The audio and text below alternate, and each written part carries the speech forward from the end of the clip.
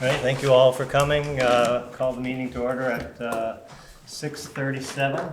We'll start by a pledge of allegiance. Pledge allegiance to the flag of the United States of America and to the republic for which it stands, one nation, under God, indivisible, with liberty and justice for all.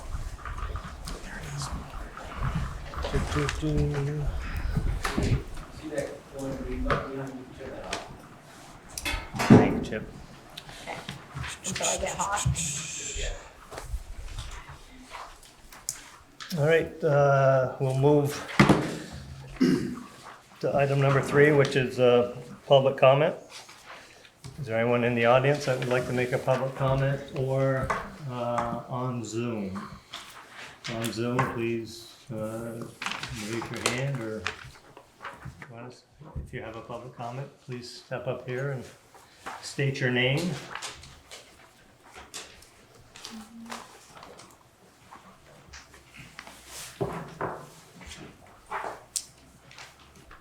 Can you hear me okay? Yep. All right. Good evening. I'm Emily, Ward 2. Kind of a longer letter, so I'm going to keep this one abbreviated. My questions are specifically about the ordinance of the recent rooster ban. One questions about the sense of urgency to have it passed so swiftly, and why there would not be a city vote on it in March. Yeah, I'll answer those and then the council can chime in. The urgency was we had multiple complaints from families that lived adjacent to homes that had roosters, and their quality of life was disturbed substantially. And it was disturbed even before the ordinance was brought forth for its first reading. The length of time before that family and others had to deal with the rooster was well over 3 months. In my opinion, that's way too long to impact the quality of life every day, every night. So that's why we acted on it urgently. I would also say that this is not something that we would put before the voters. We've all been voted in place to address topics like this. We do ordinances on a regular basis, whether it's parking, whether it's traffic, whether it's a rooster. So those are the main reasons. And anyone else wants to chime in, feel free. Yeah, unfortunately, it was on the public docket 2 months. The first for the first reading and the second for the second. Yeah, there's a lot of people in the community who weren't even aware. There was a petition of about 151 individuals, over 50%, actually I'd say closer to 75% who are from the city who strongly oppose this. A lot of us are surprised, and we do respectfully ask that it be rescinded or at least taken into consideration, that if there is someone who is experiencing a quality of life issue, which I don't disagree that roosters can be of annoyance if that's not your flavor, that it be handled more on a case-by-case basis and not be punishing the city residents and threatening them with fines in excess of $2,000 a month. Thank you. Thank you. Just one more thing on that.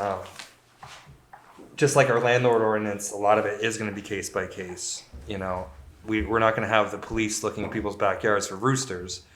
Really, the only way we're going to know that there's a rooster is if it's bugging your neighbor.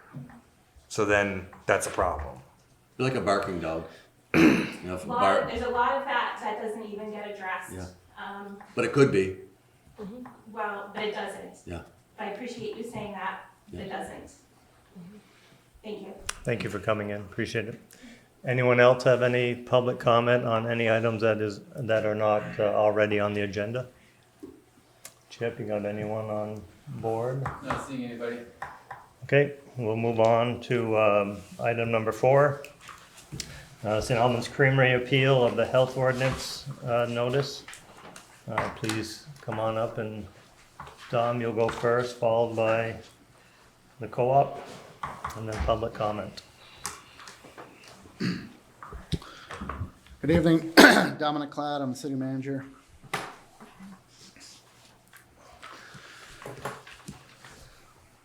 I'm hoping tonight we might be able to shift the tenor and the direction of this discussion. As the council knows, I'm fond of the saying, where you stand depends on where you sit, and this struggle between us and DFA very much reflects that. I was optimistic that we would be able to engage in a problem-solving approach, and that as the city increased its pressure to find a solution, we would make more progress. And perhaps that was a miscalculation on my part. Perhaps we shouldn't have been surprised that a business as large as DFA defends its business interests. But we're moving backwards. At the end of the last hearing, during our last hearing, we asked DFA if they would operate the hotline. They claimed they were too busy to operate the hotline, so we set up a hotline ourselves. Got off to a slow start. I was thinking maybe this problem will finally go away. But eventually it cranked back up again, and we got 17 complaints over 21 days. And I'm absolutely certain that they don't register on the co-op's stinkometer outside. And so, but we still have 17 instances where people in the neighborhood are calling in saying it stinks. So we need to find another solution, another way to solve this problem. And we reached out with the help of some of our engineers to another engineering firm in the area, a national firm with an office in Burlington, Sanborn Head. Sanborn Head thinks they can help. There's a proposal in the council packet where Sanborn Head requests the ability to get into the plant and do some studies and develop some recommendations. The city will cover the cost of putting the plan together. We can't cover the cost of the improvements, but we can cover the cost of putting the plan together. And so I'd ask the council to think about a motion tonight that moves this forward in a way that allows the city to get in there, the city's experts to get in there, get some data, and come up with a plan. And whether that's some time before the motion, before the health order takes effect, or whether it's a suspension of the health order. You can kick that around after some testimony from DFA. But the city would like to get it back to a position of problem solving. And I'm willing to acknowledge the fact that the threat of litigation, which I pushed, might have contributed to a process that stopped trying to find solutions. And we're willing to pay to find some solutions if you allow us to have access to the plant. Any questions? Nope. Thank you. Generals, are you coming, both of you, gentlemen?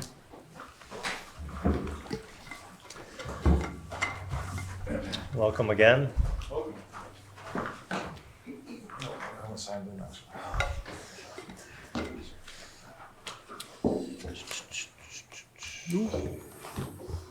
So, this, what Mr. Can Cloud's... you want just introduce yourself? Oh, again? I'm Peter Sorry. Raven, Thank on you. behalf of DFA from Sheehy for allowing me, and Panos Lekis is with me, per usual. Before, I think that, that is, just for the council's information, we do have the Sanborn proposal. We received that as part of the city council packet. And so that is, hearing that information, I think it's something that we would certainly be interested or willing to discuss. It's hard to make a decision kind of on the fly tonight about what that means, but but tabling that, what we're here kind of tonight just to provide a kind of an update from the last meeting. There was some initial data that we had begun to collect that we just talked about, the RHP, was a consultant that had been engaged to conduct the monitoring that Mr. Cloud referenced. And as mentioned, that the city was invited to, as part of that plan, to develop a monitoring plan for different odor compounds. And we were still kind of in the early phase. At this point, we've collected data for 30... About 5 weeks. Yeah, about 5 weeks. And Rod Harvey, who is here on behalf of RHP, is here via Zoom, but it's part of the city council packet. You should have a report from RHP that talks about the results of that, in addition to the kind of the components that were, or the compounds that we had mentioned previously, that being H2S and mercaptan. There are some additional compounds that were tested for. So, I don't want to take up too much of the city council time, but we do have Rod and that report. We hope it speaks for itself, but would like him to just kind of present, just for the city council, what's been going on at the creamery for the past 5 weeks, and what those results say as it relates to really the public health issue that that underlies these proceedings. And then if the city council wants, we can answer any questions and address maybe Mr. Cloud's proposal at that time. Do you want to give Mr. Harvey an opportunity to speak? Yeah. So if Rod, if you can kind of just maybe give the city council a rundown of what it was that was done and the conclusions that we can draw from, or the results of that assessment, that'd be great. Sure, Peter, I'd be happy to. Thanks for that. Thank you to the council for the opportunity to come and speak to you today. My name is Rod Harvey. I'm with RHP Risk Management, which is a health and safety consulting firm based in Chicago, Illinois. I have about 39 years of experience in the health and safety consulting field. And I know the report has been presented to you, but you've probably not had too much time to digest it and read through it. So I want to give a pretty high level overview of what we did and what we found. I was retained by Dairy Farmers of America in August to investigate potential sources, concentrations, and timing of chemicals that could potentially be responsible for odor complaints that have been received from the community, and the potential for those chemicals to result in health effects to the community. I visited the site in early September to review the operations. At that point, selected hydrogen sulfide and methyl mercaptan as my two compounds of interest, really based on four primary factors. One is the timing of the complaints, which began in January 2025, shortly after the new pretreatment system came online for the plant, for the creamery. In wastewater treatment, the top two chemicals that are produced are typically hydrogen sulfide and methyl mercaptan. Both of these compounds have very low odor thresholds. And the odor profiles of both compounds match the complaints that had been received, at least when I was there in September, to that point, which generally was rotten eggs, sewage, propane, or gas type smell. So I developed an ambient air monitoring plan to monitor for these compounds at the fence line of the facility, and instrumentation that had a limit of detection of 0.1 parts per million for both compounds, and could measure in increments of 0.1 part per million, although the limit of quantitation was probably a bit higher than this, as it typically is for direct reading instrumentation, and I'll talk a little bit about that in a minute. We put sensors at 6 different locations, 3 along the north boundary, a northwest corner, northeast corner, and one in the middle of the north boundary, and then on the east, west, and south sides. With a few hiccups related to weather and technical issues, these 6 instruments have been running continuously and collecting data on the concentrations every 20 seconds. There's only one methyl mercaptan sensor. That's at the north side of the property in the middle, near where the natural gas line comes in. There's only one because methyl mercaptan sensors are very expensive. Equipment rental companies don't stock them because of that. And so if we were going to buy new sensors, there was a 3 to 4 month lead time to get those, which was not going to be acceptable. So I rented the one sensor that I could find, and we decided to put it at that location. But we had hydrogen sulfide sensors at all 6 locations. We did do bump testing on these. I want to describe that very quickly. Bump testing is a process to determine that the sensors are actually working and detecting the chemicals that they're designed to detect. What happens is a little cylinder of calibration gas is taken to the sensor. It is introduced to the inlet, the gas is, and when the sensor responds and says, yes, I'm seeing it, that's passing the bump test. And we did that bump testing, or we have done that bump testing. The creamery folks have every 2 days, on average, about every 2 days since the instruments came online. The results were measured against health-based exposure levels. 2 primary ones that we looked at were the OSHA permissible exposure limit. For both methylmercaptan and hydrogen sulfide, the permissible exposure limit is 20 parts per million as a ceiling measurement. The ceiling measurement typically means short periods of time, generally meant to mean 10 or 15 minutes. The second level we looked at was the National Academies of Sciences acute exposure guideline levels. These guideline levels are presented for 3 different levels of health effects. Level 1 is minor effects such as odor sensation or minor respiratory irritation, which reverses after exposure. Level 2 is more serious health effects such as eye and respiratory irritation, conjunctivitis, headaches, dizziness, nausea, and vomiting. And then level 3 health effects are those effects that might impair someone's ability to self-rescue, irreversible effects, and even up to and including death. In addition to the 3 different levels of health effects, the guideline levels are also published for different lengths of exposure, ranging from 10 minutes to 8 hours. For hydrogen sulfide, the guideline level for level 1 health effects is 0.75 parts per million for a 10-minute period. And for level 2 health effects, it is 41 parts per million for a 10-minute period. For methylmercaptan, the level 1 guideline for level 1 health effects, they do not publish that because there's not enough data for the agency to determine a level. And for level 2 health effects, it's 40 parts per million for 10 minutes. So for the 2 compounds, the level 2 values are very similar, 40 and 41 parts per million, and about double the OSHA limit for the same time frame, the OSHA limit being 20 parts per million. As I mentioned, methylmercaptan is only being measured at the middle of the north side, and other than the measurements made during bump testing, we did have a lot of measurements of 0.1 and 0.2 parts per million.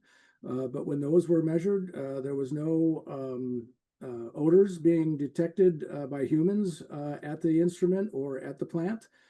So it appears that these readings are probably a factor of the limit of quantitation, meaning that methylmercaptan is probably present, but it is probably at or below the limit of detection, and the instrument is having a hard time differentiating between the background noise and the actual signal being received. We did get an anomalous spike in methylmercaptan concentration on October 28th between 1:02 and 1:44 p.m. During that period, most of the concentrations reported were 0.2 parts per million, but we did get a concentration of 0.4 parts per million at 1:43 p.m., although this lasted for less than 1 minute.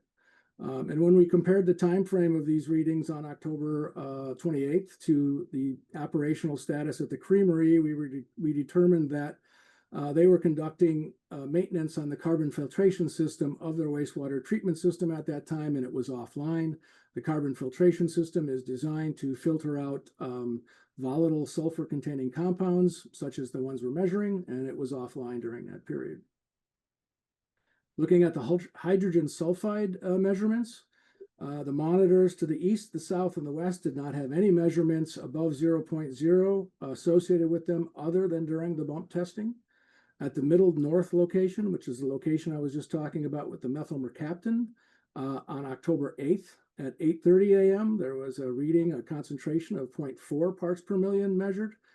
And on October 13th, between 6:15 a.m. and 6:21 a.m., concentrations of 0.4 to 18.8 parts per million were measured. Both of these readings on October 8th and October 13th were again associated with sludge pickups, which were occurring from the wastewater treatment plant at the creamery. On the northwest side of the property near the wastewater pit, the readings above 0.0 that we got were on October 10th at 5:30 a.m. which ranged from 0.6 to 2.4 parts per million. This was also associated with a sludge pickup that was occurring on October 15th at 11:20, and then again at 11:43, if not too far along afterwards. There were measurements of 0.4 parts per million. Looking at operations, there was a vendor on site during that period who was conducting tests on the wastewater treatment system. And then also at that same location on the northwest side on October 22nd from 7:27 a.m. to 7:31 a.m., concentrations of 0.4 to 0.8, 0.8 parts per million were recorded. And this also coincided with a sludge pickup that was occurring at the facility. Finally, the monitor on the northeast corner of the property had only one episode where readings above 0.0 were measured. That was on October 30th from 6:28 a.m. to 6:29 p.m. Over those 2 minutes, measurements of 0.7 parts per million to 7.6 parts per million were recorded. Looking at plant operational activities, we did not find anything unusual happening on the 30th of October during that time that correlated with this reading. So, in summary, the readings over the limit of quantitation were very intermittent and for short periods of time. And typically, these readings could be linked to operations taking place at the plant during those times. So for example, over the 32 days of monitoring, which is included, the report includes data that were collected from October 3rd through November 4th. So I believe that was last Tuesday. Over those 32 days of monitoring, methyl mercaptan was measured at the location on the north side for less than 1 minute, above 0.2 parts per million, and that value was 0.4 parts per million. And hydrogen sulfide at all 6 locations was measured above 0.0 for only 18 minutes over the 32 days. Based on the concentrations that I went through and the length of time that these readings were recorded, it's pretty clear that concentrations at the fence line did not exceed the health-based exposure limits that I had gone through earlier. Due to some concerns at last month's meeting that maybe the odors and the complaints were caused by other chemicals and not the 2 that we're looking at, we did go ahead and collect 4 samples for volatile organic compounds in the plant, in and around the wastewater treatment plant. We used US EPA method TO15, which is a method that looks at 75 VOC compounds, plus the lab can identify tentatively identified compounds. Over the 4 samples that were collected, there were 19 volatile organic compounds that were detected. And all had concentrations that were well below, like an order of magnitude or more below any reported odor thresholds for these compounds. So it's my opinion, it's pretty unlikely any of these VOCs were responsible for odor complaints that have been received from the community. So as I mentioned, it's a very high level overview of the report and the findings, but I'd be glad if you'd like to entertain any questions that the council might have. I have a question. What impact, I know those sensors are only 4 to 5 feet off the ground near the plant. What impact would these odors have that are traveling up past the plant, possibly traveling? Is it possible the plant odors are traveling up and then the wind's catching them and carrying them over to where we're getting many of these complaints where the sensors wouldn't pick them up? I think back to like the EPA's first original days when coal plants and stuff made taller towers so that way they couldn't get dinged for having coal or soot falling within a certain range of the plant. Is it possible this is similar where it's spreading out further than your sensors are picking up? Well, when you talk about spreading out, so that's what happens as soon as any of these emissions from the plant would leave, they would start spreading out in all directions. Wind would certainly have a factor. You have to look at where the sources are. The sources are the wastewater collection pit, which is at when actually below ground level on the northwest side. It would be the sludge pickup, the sludge line, which is essentially at 4 feet above ground level, 3 feet above ground level, and then also emissions from the carbon filtration system, which I think is about 20 feet. So it is possible, I guess, that there could be emissions from the wastewater treatment plant that could go off site that would not get picked up by the monitor. But I think again, because, none of these emission sources are very high off the ground, and they will immediately begin to spread in all directions as soon as they come out, dictated by, meteorological conditions and topography and other conditions. That I don't think that would happen on a routine basis over the course of the 32 days. Mr. Harvey, you talk about 0.1 parts per million, and I get that everyone's senses are different. At what point is it a reasonable question to ask? When does an individual pick up the odor? At what part per million? As I mentioned, every compound is different, has different odor thresholds. There are a lot of agencies that will do research into and publish odor thresholds. For methyl mercaptan, it is like 10 to the minus 13th parts per million. So that's a lot of zeros after the decimal point, up to about 0.5 parts per million. That's the range. And for hydrogen sulfide, it's a bit closer range, but it's 0.00004 parts per million, up to about 1.5 parts per million. So the odor threshold, and again, there's different levels of odor threshold. There's odor detection, odor identification, but odor detection for these two compounds is below the 0.1 that we're measuring. Okay. The report that we got from Sanborn Head said that when field sensors or analytical samples indicate non-detections or result below established sulfide standards at a property boundary, this does not necessarily confirm the absence of an odor. Would you agree with that? Yes, I would agree with that. So even though the numbers show that they're low, it doesn't mean people aren't smelling something.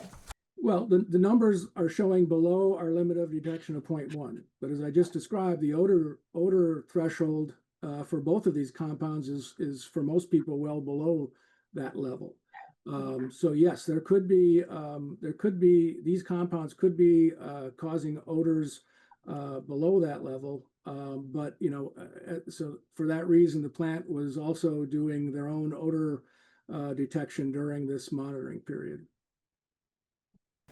Have you guys or Rod, Mr. Harvey, received the odor complaints that we have received? We saw them as part of the city council packet, so we said those up credit. So something that was interesting to me is the common smell description was dead animal. And we had talked maybe last month, maybe the month before, about could there be a different substance that people are smelling that is not the two that you're running the testing for? And I appreciate that Mr. Harvey said that you tested for a bunch of different substances. Could this dead animal smell be one of the things you tested for, or could it be something completely different that would not have been included in that bundle of testing? I'll take that, I guess. Yeah, I mentioned that, odor threshold can mean odor identification and odor sensing. At extremely low levels, your ability to identify the odor and provide descriptors for odors is not as good as it is when the concentration starts to increase and we start to identify it as rotten eggs or propane.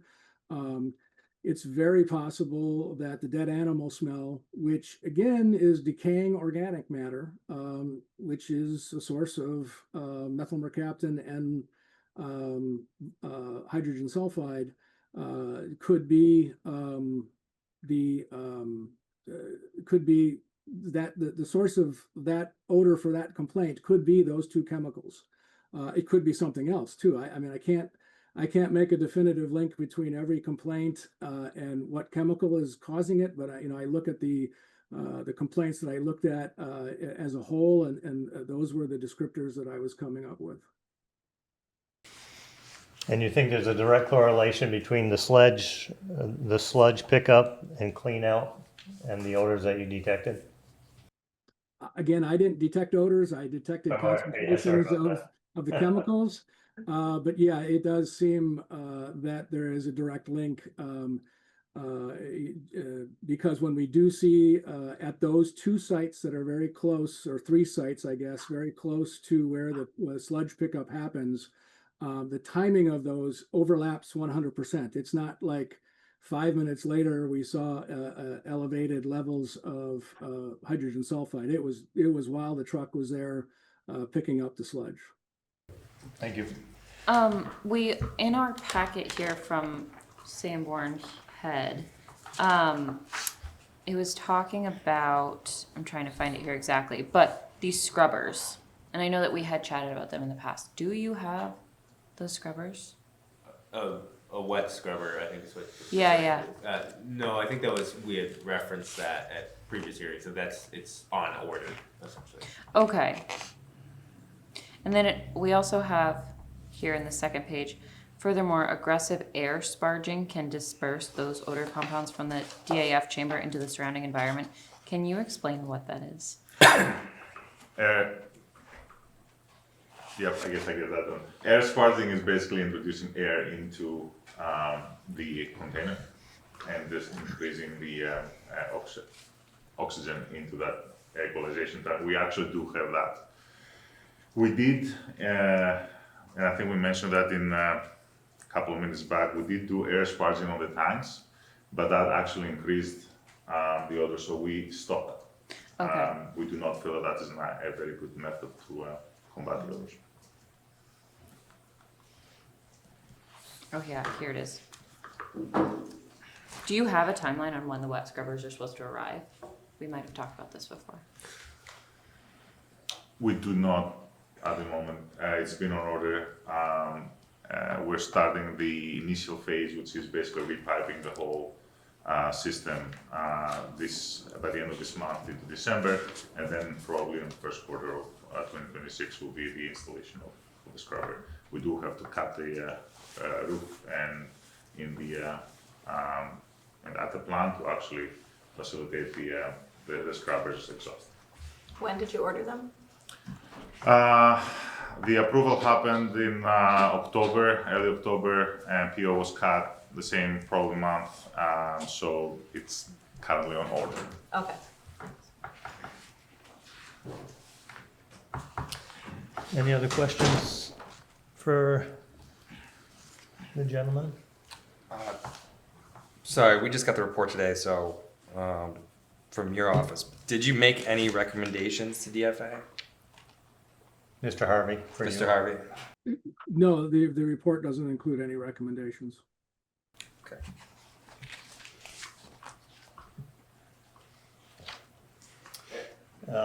Any more questions for Mr. Harvey? No. Mr. Harvey, thank you for joining us tonight. Appreciate it. Have a good evening.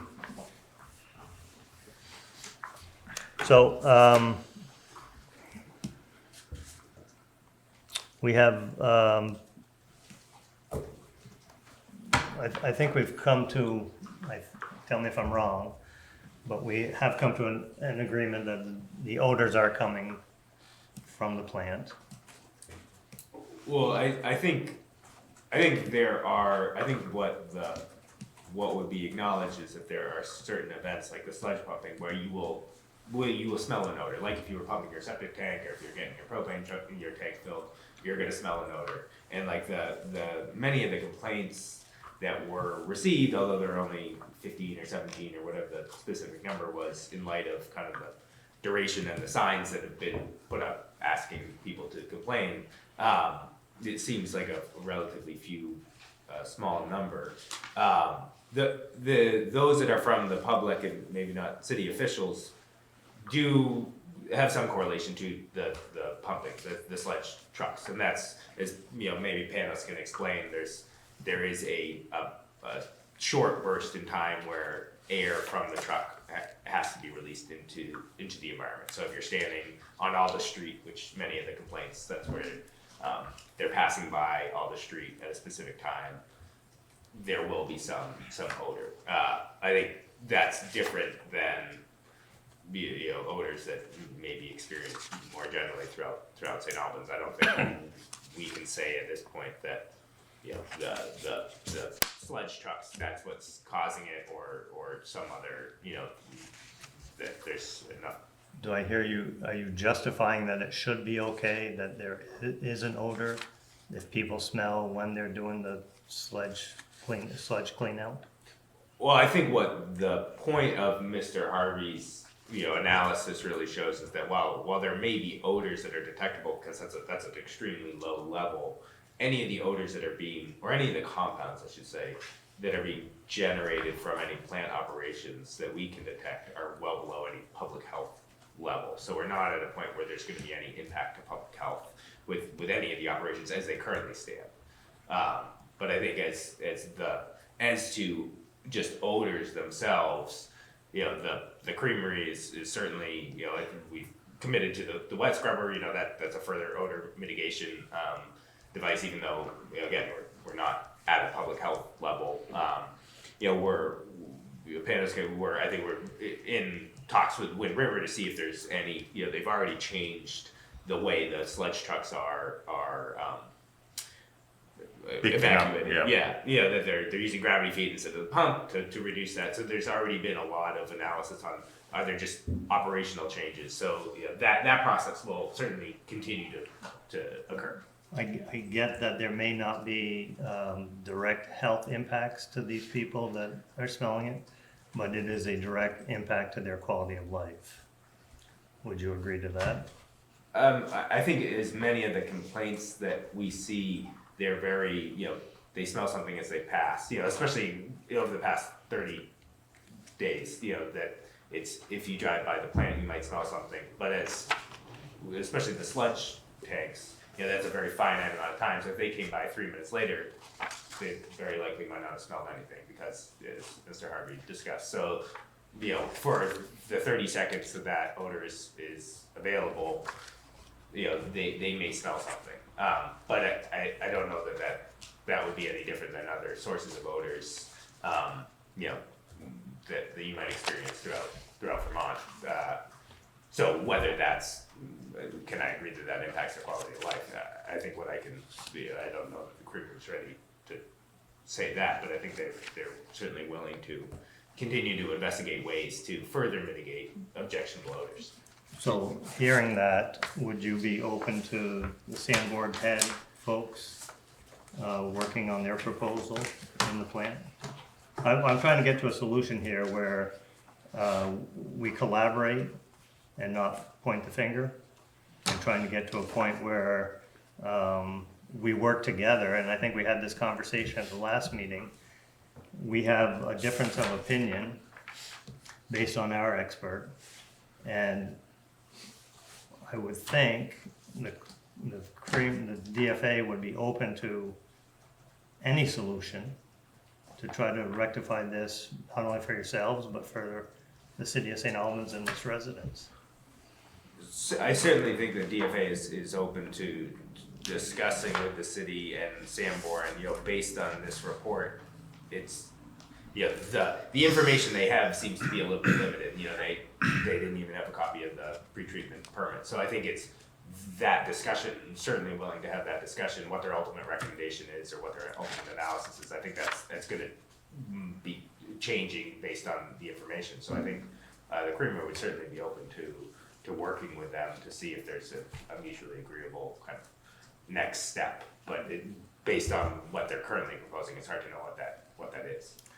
So I would suggest we sit down at a table and have the discussion with your folks, our city manager, Sanborn, Mr. Harvey if need be, and try to work through this to have a solution. Yeah. I'm a little discouraged that we went to the point of, we went and found the Sanborn head and brought him to the table and had the discussion. I don't think the DFA has gone the extra mile to try to resolve this, in my opinion. The Sanborn report that we saw on Friday through the packet that was published says that a wet scrubber is an appropriate solution. Yeah. I would like to point out that DFA has already not only found that there is I a would agree with- potential, I would agree with but that. we have also purchased it and cut the PO at the expense of our farmers who are directly funding this project. The Sanborn report states that we need to do an analysis and evaluation of our site, which we have done through Mr. Harvey and we have done through 3 different vendors. And not only that, we're bringing more vendors in and more engineers to understand it more. So we have already, I think, with these steps, so that not only do we not feel that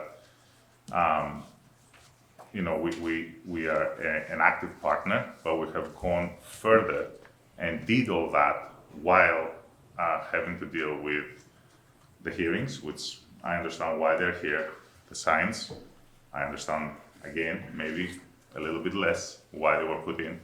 And I think, in my personal opinion, and I'm only going to speak for the next part just for me, there's nothing that DFA has not done that is not part of that Sanborn, and we are continuing to do that regardless of the findings that Mr. Harvey said. Appreciate that, thank you. Any other questions? I think in this Sanborn report they mentioned some cleaning of the tanks and ways to get methods of cleaning and documenting better. And they've never been in your plant, so these are probably somewhat assumptions, but do you feel like a firm like this could help your SOPs out? So 3 companies, Aris Chemicals first, and then 2 other vendors who are chemical suppliers to DFA and to the Snowballs Company specifically. We have looked at them and we have implemented cleaning procedures for both the DAP and the tank. And we are continuing now to implement a further process, which is a CIP process for the pipes that are leading to the actual tank. So again, as my previous comment, we are already doing pretty much everything that the report is saying that we should be addressing. So that would be great then. You should welcome this then. Because if you're doing all the things that this report says you're doing, or this report offers, and you're saying you are performing those, then they're gonna have nothing more to say once they go in and take a look, right? I don't know that. Okay. I cannot Are you answer afraid of for that? them. No, but Okay. I'm not Because the afraid. city's paying for this, you know, the city's I'm paying not for this. afraid, right? not concerned. Okay. But what I'm stating is that DFA as a company has employed 4 different vendors, and I don't know at this point, while just reading it again from Friday from the packet, what benefit does one more, and I'm going to use one more rooster in the, Very, very good. Well played. what benefit does that? I think what we feel the benefit would be is we haven't heard a lot until tonight. We haven't heard a lot from your other vendors. Like Yeah. we've seen you 2 a lot, and we've seen, but we haven't seen the engineers. They haven't come to us. They haven't been made available to us. And I think having our engineer that's going to report to us, we feel is very important at this point, because I think we've been kicking this down the road, and the city staff and you guys have probably ratcheted up a little bit higher than it needed to be, but it's for good reason. I mean, if this wasn't October, this packet would be 3 times as thick, the complaint packet. If this was July or whatever, August or whatever, and everybody's windows were open, this would be a very thick packet. So I think that it's the board wants to try to prevent this, this health notice, but this is kind of like we paid for this. This is kind of our last straw. of us getting our engineers in to report to us the things that they think might be wrong. I mean, we saw some of your numbers, it was hard to tell, but in this report, sulfide levels is low. The sensors that they want can go down to as low as 0.2 parts per million, which is within odor detectable threshold within most individuals. So even some of the numbers that your guy was giving us, like, people can smell it. Like, so the neighborhood's not crazy, like, the people can smell it.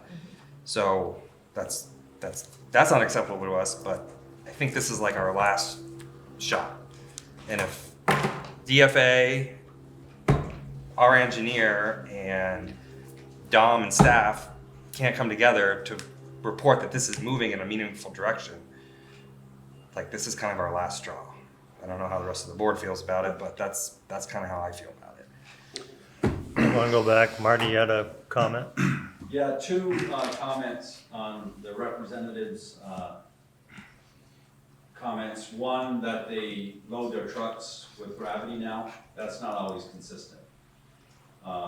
They pump their truck on numerous occasions that I've noticed. And also, early on in the conversation, we had the suggestion of scent boxes on the trucks. Has that ever happened? Did Wind River ever put scent boxes on their trucks? The scent boxes on the trucks have to be installed, and it's at a cost. They have not done that yet. All right, everyone, anything else you want to add, Daniels? I was just, if I may, and I don't know if the city can, I think due to for the reasons Pano's highlighted about just kind of what's already been done at the creamery and what Sanborn's proposing, if the city council would entertain it, if we'd have, again, just getting in on Friday and not, but having the discussion with them about, here's actually what we've done, here's what our information, here's what our, that having that discussion to like see what they're recommending and to learn a little bit more. And I don't think we need a lot of time to do that, but if 2 weeks or whatever it is to have that discussion and see if the city council would entertain that. I think that just because the way this was presented, it just seems to be a little bit disconnected from the information we have and what's actually operating. And I think both for the city, the money that the city's spending and for the creameries, but to be aligned on that would probably make anything they'd be doing more efficient as well. Yeah, no, I totally agree with that. I mean, come together and let's have a discussion. If Sanborn comes back to us and says, you guys are doing absolutely everything possible, plus once they get a wet scrubber in, plus we, maybe change some of the cleaning or blah, blah, blah, blah, I don't think we're gonna bother you anymore, but we haven't got any of that from your vendors. So we've hired a vendor to check your plan out, figure out, is there anything possibly more we can do? I'm comfortable with 2 weeks. I don't want to go another month because every meeting we bump it out a month. I think 2 weeks is reasonable for you all to be able to get together and come up Can you with a pull plan. that meeting together, Don? Sure. Are you guys good with that? Yeah. Panos? Are you guys good with that? Something to say. Just thinking. I am thinking because I'm curious, is it the DAF or is it past the property line that we need to make sure that nothing comes up? It's the neighborhood. So do we need to go into, because 2 weeks is too little for me for maybe someone can do it, maybe they have the resources, I don't know. Just a point of clarification, I'm not proposing that we have Sanborn Head do the full investigating and their report in 2 weeks, but I think I think we can get a plan. Sit at the table together within 2 weeks. to discuss with them, yeah. And to come up with a plan of how kind of an inspection needs to happen by people that we hire to report to us. But if you want to solve the problem in 2 weeks, go right ahead. But so I don't think we can commit to Yeah. 2 weeks for them to do an inspection, but certainly to sit down with them and to have that discussion. We have put in the ordinance, we can get rid of a rooster in 2 weeks. I mean, so do you need a motion on this, Dom? Is there someone from the public who wants to Public talk on comment. this? Anyone? Missed that. What's your name back there? You look like you're an interested person. Yes. Yes, Would you like to say something? no, I'm You're just good? observing, thank you. Okay. Can I make a comment? This is Jill Lombard. I'm legal counsel, in-house legal counsel for the Creamery. I do just want to point out that we did bring one of our internal engineers, Esden Schrader. We've had people at the plant almost daily, I would say, for the last, I don't know, Panos, 2 or 3 months, working on, working to help solve this issue. We flew one of our engineers, we've had many people fly in to work on, but we had one come to the last city council meeting. I don't know if that was the last one or the one before. Panos and Peter, you might have to clean me up on that. And he was prepared to speak and tell you guys about progress and what we've done, and the council didn't want to hear from him. So I just want to make, the record clear that we have had a lot of people working on this. We've, spent resources to have people at the meetings to talk to you guys. Obviously we brought Rob in and had him present tonight, but I just want to make sure we're not trying to hold anything back. We're trying to give you guys what you need, what's helpful, and also taking direction from, prior meetings too. So I think certainly we are open to sitting down and talking with Sanborn. If they have a solution that we haven't, turned over, we would love to hear it too. Thank you. Thanks, Jill. Okay, moving on. You say you need a motion? You will, how do you wanna, you'll reach out to panels and, We'll get a meeting together to try to develop a scope. And I'm not asking the co-op to agree to the recommendations. I don't need you to completely acquiesce. I just need access, right? Allow our guys to come in and have a look around so that they can come back and report to this board. And then we can talk about what they found. So. One thing I would state, that's fine. One thing I would state is the one thing that's absent and it was striking to me during the last group of reports is the absence of residents. It was mostly drive-by and city officials that did the complaints. For me, that's an indicator that something's going the right way. point taken? Might be the weather, but something is going the right way. Good, thanks for coming in, Thank you. appreciate it. Thank you. Have a good evening, drive careful. All right, we're gonna move on to, and no other comments? We're gonna move on to the second reading. Chip for parking on Bishop Street between 8 and 10 in the morning.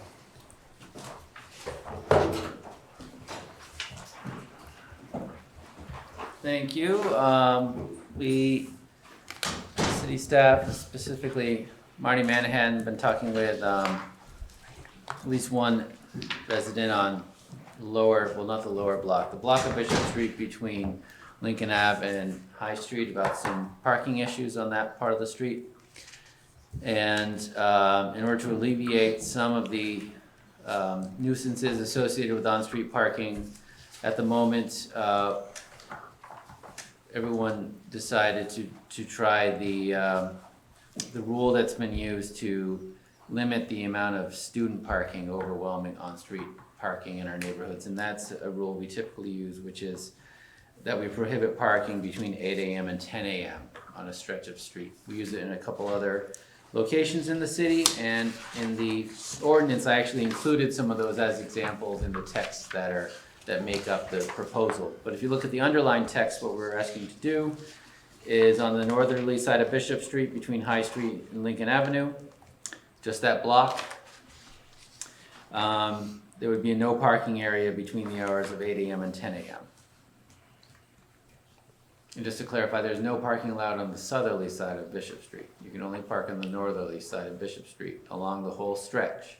On this block, you wouldn't be able to park there between 8 and 10. Same as Monday ours. through Friday. Monday through Friday, excluding holidays. And did the residents that were having the issue confirm that this is only happening during school year? So it's most likely students? It's not ever anybody else really. Are students our main culprit, pretty much? Yeah, that's the majority. Any other, if there's a resident there, something you would, like we've done on other sections, issue a residential pass for them. And there's only parking on one side of the street currently because the street is too narrow to park on Oh, both yeah, sides of the yes, street. yes, most city streets are like that. Okay. And this has been successful in other areas in the city. Ferris Street does it. Hugely. It's hugely successful, Yeah. hugely successful. Okay. You've heard everything that's fit to print by Chip, so. Yeah. I'll make a motion to adopt the ordinance amendment prohibiting parking on Bishop Street from 8 to 10 during the weekday? Is it weekday? You said that, right? Monday through Friday, excluding holidays. Okay. We have a motion, and did you second there? I did. No, Tim did, thank you. We have a motion second, any other comments, questions? Anyone in the audience have a comment? Eric? I had a question. 49 has the excluding holidays, but 54 doesn't. Does it have to? Oh, 54 does on the next page. Ah, thank you. 2 words over. Motion second, all those in favor say aye. Aye. Aye, anyone opposed? Hearing none, motion passes, thank you, Chip. We'll keep you in that seat to discuss the introduction of the local hazard mitigation plan. I hope no one read the whole thing over the weekend. We're not, Lindsay did. no test, there's no Are we not pop quiz. supposed to? Yeah, actually, I did accidentally print it out. I mean, if you did, you get extra credit, but we'll have to figure out what kind of sticker we'll give you on your, but the hazard mitigation plan, frankly, the city's overdue to renew ours. We don't always need it. We don't, you kind of only need it once you have a disaster and you might be seeking some FEMA funding. Or if you've got an opportunity for a buyout, which we sometimes do to handle a property that's at flood risk. If you want FEMA funding for that, you're not eligible if you don't have an approved hazard mitigation plan. And it's also a pretty good exercise for anticipating what kind of disasters you might have in the community and what are some of the actions you can take now to mitigate or reduce the effects of those disasters actually occurring in your community. I'm not going to go through the whole thing, but the process we've used to come up with our plan was including some city stakeholders and some meetings over time. We hired a consultant, Seam Solutions. Stephanie Magnan is actually zooming in right now, and she's done many of these plans for communities around Vermont. We have regional planning involved. We have Rebecca Pfeiffer, who's both our DRB chair and also a floodplain manager with the state. Marty's been on some of the meetings, Matt Mulheron and Jennifer Clark for police. And basically we go through a template that's set up by the state and FEMA for, these are some of the things that's in the state's hazard mitigation plan, and they basically want us to sort of customize it for the city.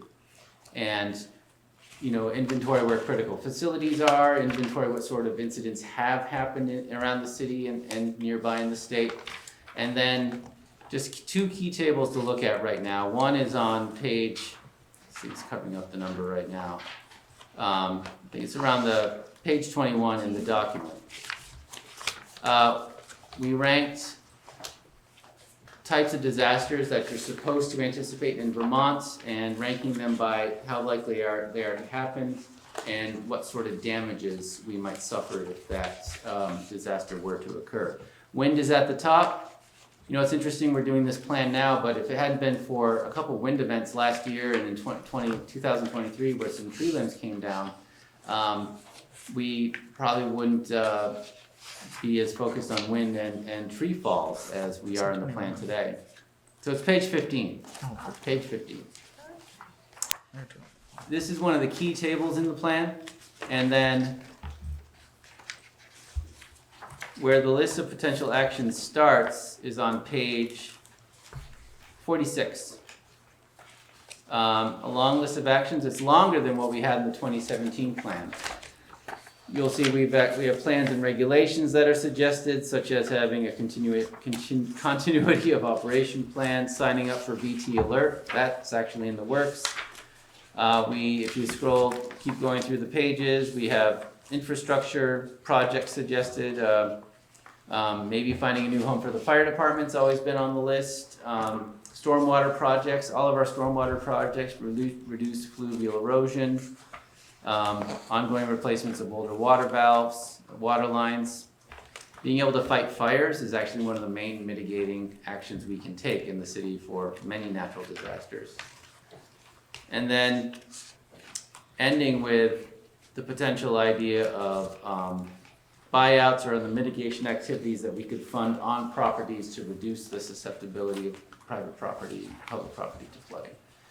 So the plan is out for public review until December 1st, and then we'll come up with a final version for the city council to adopt, and then it will be subject to approval by the Vermont Emergency Management Office, which may or may not be acting as a proxy for FEMA. We'll have to see what's going on at the time. But at some point, there's a rubber stamp that represents FEMA that actually goes on our plan, and that's when it is officially adopted.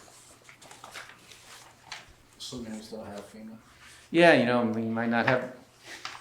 we might be on our own. Still a good idea to have a plan. A statement of a plan by then.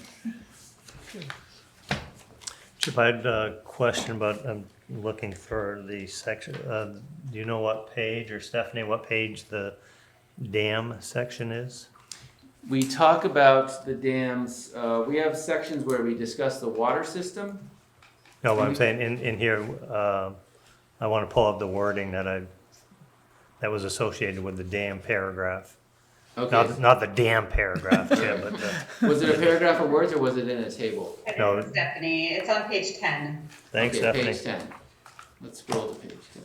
Obviously, Stephanie read it. Well, I should hope so. Primary author.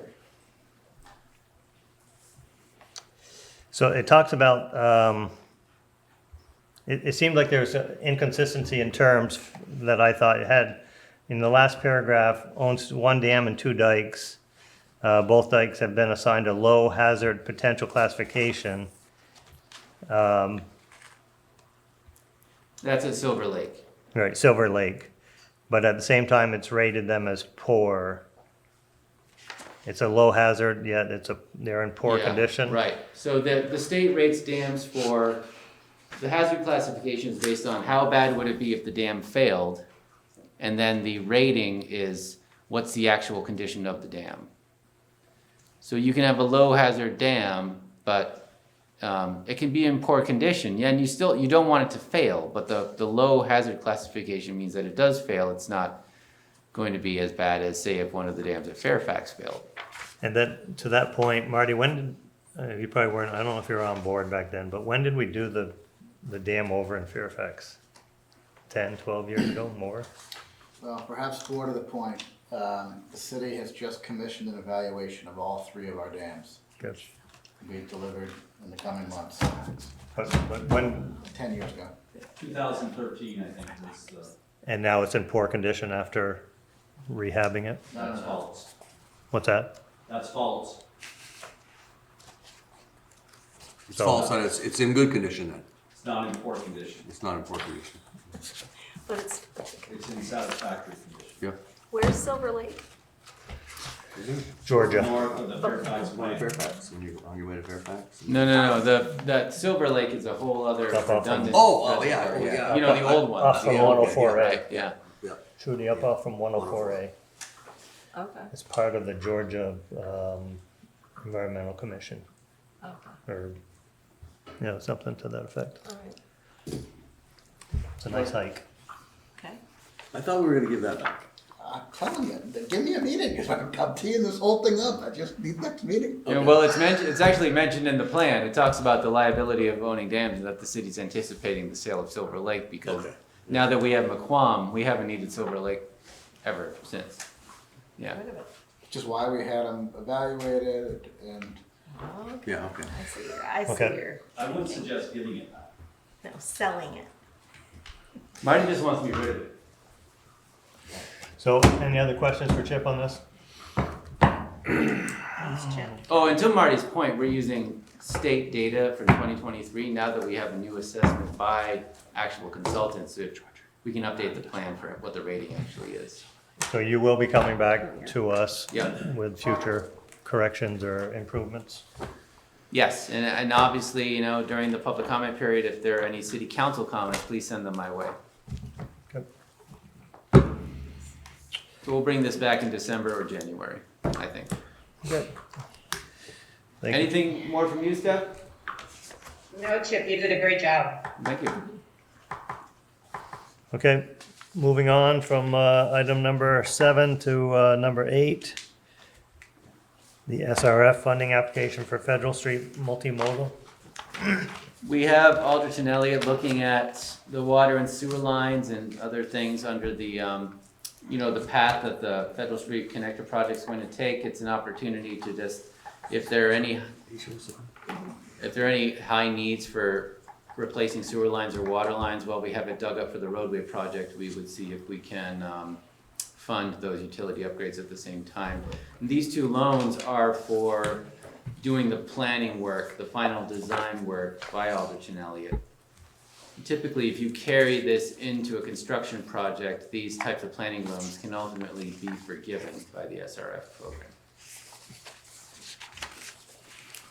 So we have one application for over 25,000 for looking at the water line portion, and then a little over 33,000 for looking at the, I'm sorry, that one was the sewer, and then over 33,000 looking for the water line portion. I'm sorry, Chip, how those would be funded? How would they be funded? By water and sewer fees. Okay, thank you. That would fund the debt service. Yep. Anyone have any questions of Chip?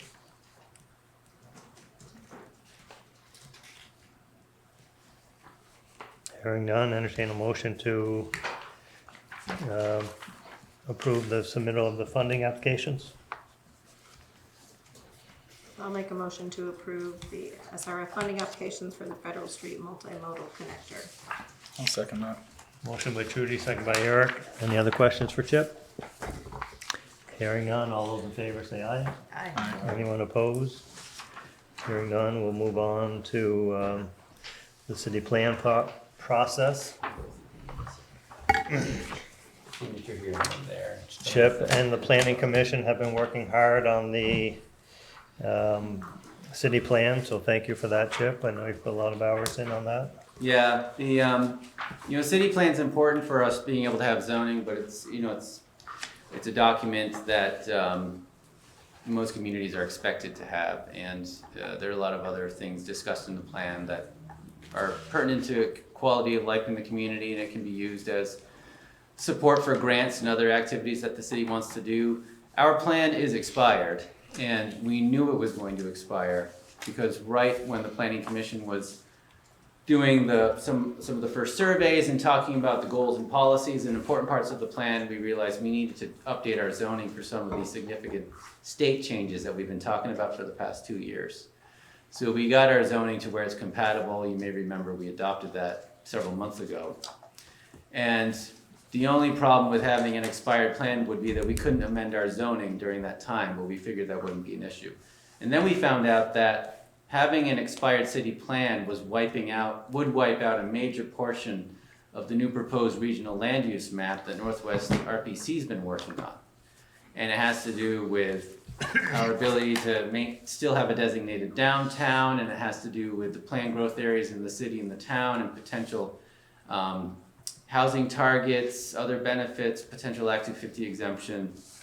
And it would set our NRPC back to the end of the line with all the other regional planning commissions that are having these new maps approved because of the new state laws that were changed that changed the whole framework of how this is done. So now we knew having an expired city plan was actually a problem. So the planning commission agreed to an expedited scope and schedule. We've taken the old 2017 plan, we put in all the things that are required and anything that we think is ultimately important. We've been able to put a lot in there. But we're hoping to quickly get through the planning commission public hearing on the 9th of December, and then 2 city council public hearings in January and February. And then later in 2026, if there are any other things people really want to see in the plan, we'll just do a much more simpler amendment process to make sure there's anything else in there that we like, that we can do later in 2026. So that's the plan right now. It's out and it's available for public comment, because we've warned it for the planning commission hearing. If anyone wants a copy, I'll get one to you, but it's available at the city website, and the link is in the memo that I sent you. Thank you. Any questions for Chip? So your deadline for approval is when? We're hoping that the city council would approve it, adopt it at your regular February meeting. And you're gonna have one official public hearing at your regular January meeting. Okay, thank you. Any other questions for Chip? Thanks, Chip. Appreciate everything you do. Sarah, you're up next. Talking movies. Hello again. How are you?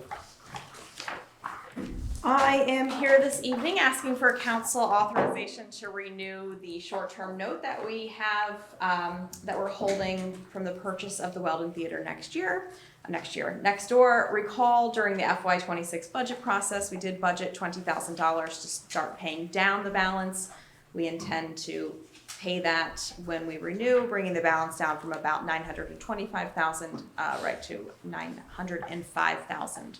The bank has quoted us a rate of 2.25%, which falls into my under 3 projection in the memo, but now we know where we're gonna land. We are currently borrowing at 2 or 2.25, so staying the course for another year, and I'd be happy to answer any questions that you have. I may have not understood it totally, but does that allow us to pay the principal down more with the lower interest rate? The $20,000 will be some interest due upon renewal, but that will take about almost a full $20,000 chunk out of the principal balance. Any questions? Motion to consider renewal, or motion to renew the Weldon Theater short-term note. Second. Motion from Tim, seconded by Chad. Any other questions or comments? Anything for Sarah? Hearing none. All those in favor say aye. Aye. Anyone opposed? Motion passes. Thank you very Thank you, much. Sarah. Thanks, Sarah. All right. We'll move into mayor's report. I hauled this down. So this is a flag that was donated to the city from Modern Woodman. 2 individuals, Bob Cole and Peter Allard. This is a flag for the park. Modern Woodman does a campaign where they distribute flags across the country for public use. Modern Woodman did a barbecue probably in August. Marty, I don't know if you remember, but did a barbecue in the park for folks and donated a flag. At that time, they donated a much smaller one than what would be flown in Taylor Park, so they recently brought this. And so a big thank you to the Modern Woodmen and Bob and Peter for thinking of the park and presenting it to the city. In addition to that, tomorrow's Veterans Day, as we all know. There will be a ceremony in the park. Rain or shine is what I'm being told. Per the veterans' request. So Or snow. there will be a very abbreviated parade. It's short because the bands will not be playing due to the weather. That's the BFA marching band and the city school in town and any others that might be included in that, so they will not be participating. I would like to, if you haven't noticed already, the banners, the military banners that have been hung on Main Street. Credit to Marty. That was Marty's suggestion to me, 3 years ago, probably, Marty? I think it was your first term, to be honest with you. I meant 3 terms ago. Yeah, not three years ago. So we pulled it together. We had 48 people who filled out the form, brought pictures in, and a big thank you to Main Street Graphics for their work and making it happen in a 3-week period. And then Kevin Mitchell and Marty's team put the banners up on Main Street. The plan is, so people know, is that it will be taken down early December, the banners will. They will be cleaned and stored, and then they will be put up again in May for Veterans Day. We will continue to take applications. What's that? Memorial Day. For Memorial Day, right. But it'll be up for the full month of May, maybe a little longer. We will continue to take applications. A few people missed the deadline and like to do more. So we do still have space available on the polls. And we'll move forward with that process as well. So thanks to Marty and the team for all their work on that. And like I said, big thank you to Main Street Graphics. So I think that's all I have. We'll move on to Mr. Hawkins. None. Nothing? Judy? I just want to mention that there was a Veterans Day breakfast hosted by the 7th and 8th graders at City School this morning. My husband and his team are part of putting that on with the kids, and it was very well attended. Probably a couple dozen veterans were there for breakfast with their families. A couple dozen. Oh, dozen. What is it? So like 24. 2024, in case you didn't know. But also Food City, local grocery stores donated a lot to support the veterans and their breakfast, which is really nice. Elks has one too, right, Chad? Coming up? No, just had it. Just had it? Yeah. Nice. Thanks, Trudy. Anything else? Nope. Eric? I gotta start by saying, like, you don't realize how big that flag is if you read the box and it says 15 by 25 foot. So that's like just being up there. It looks like it's big, but it's significant. The vents being on the DAB for a while, the vents that went up on the front of 54, the silver vents, I know they're for the front, probably inside apartments for the heating system. What did that go in front of the DAB, or did that go at all through zoning? Because it's like very blatant when you drive down Bank. They're like silver reflective dots in the morning coming off that building now instead of like black vents instead, or something I would have been probably chosen rather than those. I don't know if that specific thing went before DAB. It's while it's city owned, it's exempt from architectural review.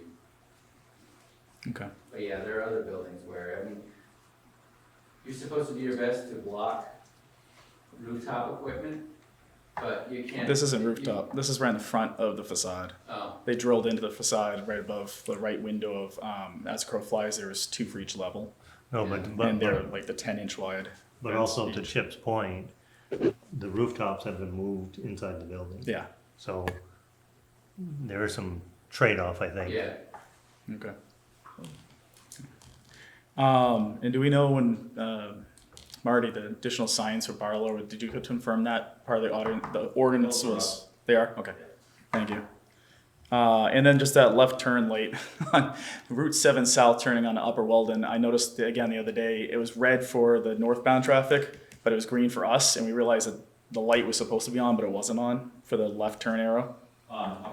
On the 7 in Upper Weldon for turn left heading southbound. Coming down the hill. No, heading southbound on 7. So you're going to turn left on the Upper Weldon. There's a arrow to turn left, but you don't know you have a green to turn left just unless there's traffic stopping. So sometimes if they're coming through, you just wait and wait and wait, and then they come to a stop, and you're like, oh wait, I had an arrow. I didn't know that. So it's been out for about a month. You mean the light's not coming on? Yeah, it doesn't. Oh, okay. Yeah. Bulb's out. And the red's not on? The red is just a regular red for the whole entire thing. It's just the green that's not on. Okay. Yeah. That's all I had. Are you looking at, or have you had conversations relative to a stop sign at the top of Diamond and? That was brought up for people bypassing Barlow.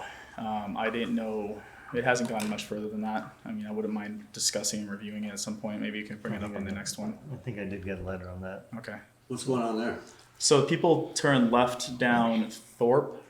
They come down to upper Newton Burnell. onto Burnell. On Burnell, yeah, and then Yeah, they take a right on the Diamond and head south. Just a non-stop, as opposed to stopping at. Barlow and the right by Barlow Street School. Yeah, exactly. Barlow, yeah. And then they bypass and they don't have to stop Yeah. at the end of Barlow and Yeah. Diamond. Yeah. And they go pretty fast around Burnell and Diamond. So that's, I received something on it. Lindsay, go to you. You're skipping Chad. No, we'll come back to Chad. Chad always has a long list that we have to. This isn't ward specific, but I just wanted to say I've been doing some volunteering at the food shelf, and just the increased need, seeing so many people dropping off donations of food and clothes has been really nice and heartwarming, and it just feels like our community is coming together right now, and that just feels really nice to see everyone supporting each other. I saw the lights going up today, and that was really nice, and the community is just looking really beautiful right now. That's all I had. Lindsay, what are the things that the food shelf prioritize? You mean, what do you mean by prioritize? What do they want? Type of What do foods. they need the most? What do they need the most? Yeah. When I was there on Friday, they were very low on baby food and toddler food. They have been able to meet this is the St. Albans food shop. I'm going to the Sheldon one on Wednesday. But they've been able to meet the needs of the community in St. Albans, which is really great because of donations and some grants. So they have a lot of canned goods, but like fresh produce, meat, and baby and toddler food is still pretty high need. Is formula still a need? I know Susie Kenyon did Susie a big got drive. so much, yeah. So is there still a need for formula for I'm not babies or no? I'm not sure. I know that the food shelf can always take more formula. Yeah. My work also distributes formula, and she gave a ton to me at my office.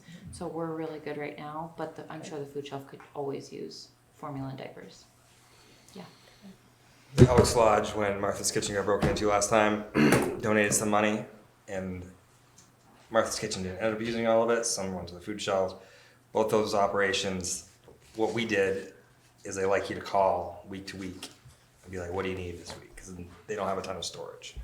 So if you call, he'll tell you very bluntly exactly what Martha's Kitchen needs. And don't bring any more or any less because they can't hold it.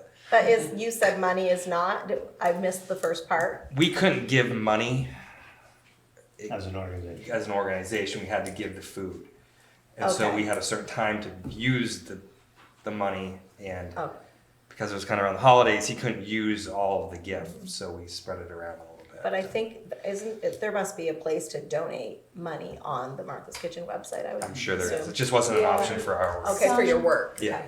Some food shelves I know say money is better than physical donations because they're able to purchase things in bulk for cheaper than we would Yes. be able to. But just contacting each food shelf is, they can direct you properly, like what Chad said about Martha's Kitchen. Chad?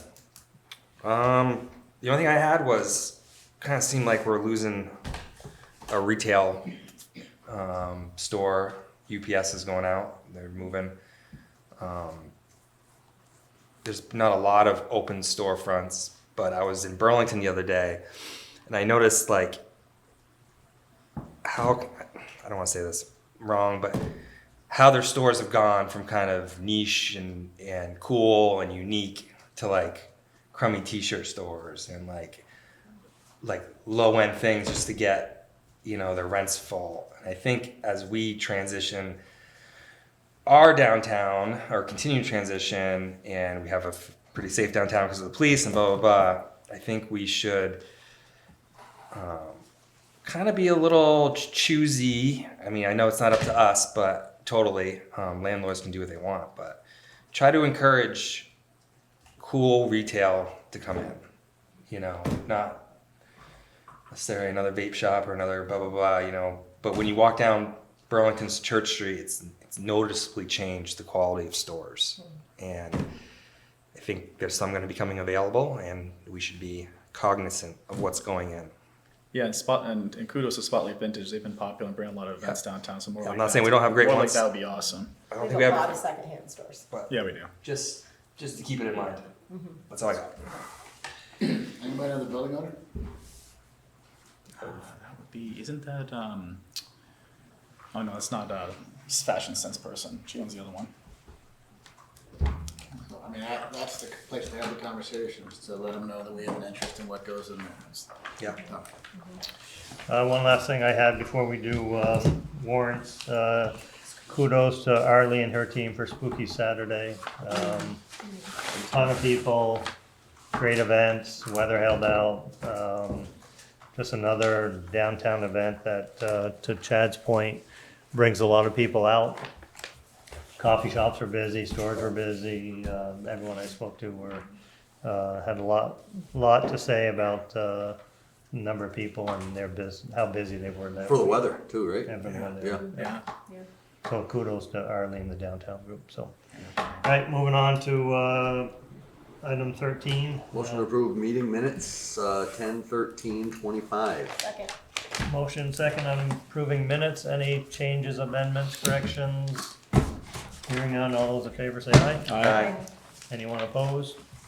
Motion passes. Motion to approve warrant, 10/31/25. Second. Any questions on the warrants? We have a motion and a second. All those in favor say aye. Aye. Anyone opposed? Motion passes. Motion to adjourn. Move to adjourn. Second. Thank you. We're adjourned. I have a Oh, question. I apologize, I was very late to the meeting due to the weather. My name is Justine Hedman, and I was supposed to be here at 6:30 for Mary Jane Junction. That'd be in the town. Oh. Oh, Okay, so it completely. Yeah. I went to one of the other town buildings and it was dark. now you probably went to the old town hall. Okay. The new one is down to the lake and hang a left. Okay, so I'm just at the completely wrong meeting. But We'll take you in the we city. welcome you. Welcome. But to your point, I was gonna bring this up regarding weather. I spoke to my wife at 5:45. She was getting on the interstate in Burlington. She is not yet off the interstate. Dom, you had a little bit of activity there, right? So needless to say, your sidewalk will be shoveled when you get home. Oh my goodness. Dom, I have an extra room if you need it. So, thank you all. Have a good evening.